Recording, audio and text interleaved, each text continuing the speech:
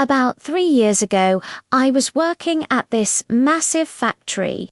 It was one of those places that hired through 5 different temp agencies, so new faces came in and out like a revolving door.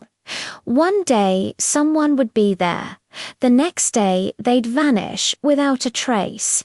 Nobody really knew anybody long enough to build trust, which is why, when my lunch started disappearing, everyone was a suspect.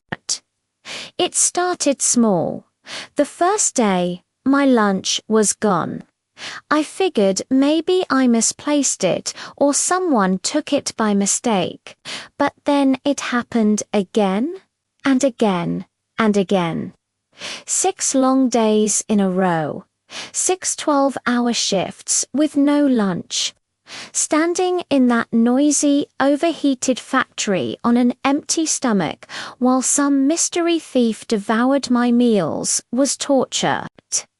Every time I opened the fridge and saw that empty spot where my lunch should have been, I felt a new wave of rage build inside me. By the end of the week, I wasn't just mad, I was plotting. And that's when the idea hit me. If they wanted to steal my food so badly, I'd give them something they'd never forget. That night, I cooked my best meal yet: steak fajitas, tender strips of meat, grilled peppers and onions, perfectly seasoned. But the star of the show, the Carolina Reaper peppers, I minced into the pico de gallo, the world's hottest peppers. I wasn't playing games anymore. I built those fajitas like a trap, beautiful, spicy, and deadly. I layered everything perfectly in a clear Tupperware container, garnished it with cilantro and lime wedges, and made sure it looked irresistible. The next morning, I placed my masterpiece in the break room fridge like bait in a trap. And then I waited. About an hour later, a loud scream ripped through the lunchroom.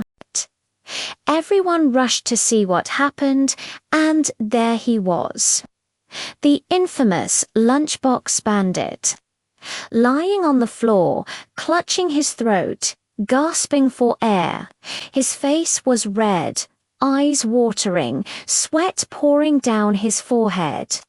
The Carolina Reapers had done their job a little too well.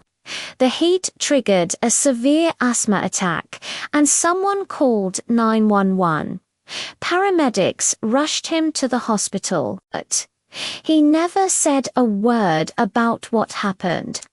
Neither did I. Nobody ever proved anything. But from that day on, my lunch stayed exactly where I left it.